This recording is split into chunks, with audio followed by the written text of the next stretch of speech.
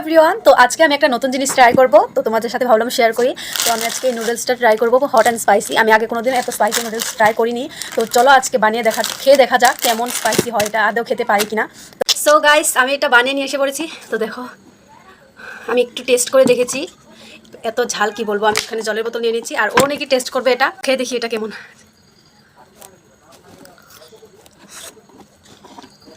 সেটা প্রচণ্ড ঝাল। তো আমি তো খেতে পারবো চেষ্টা করলে, জানি না ও খেতে পারবে কিনা। তো চলো দেখি।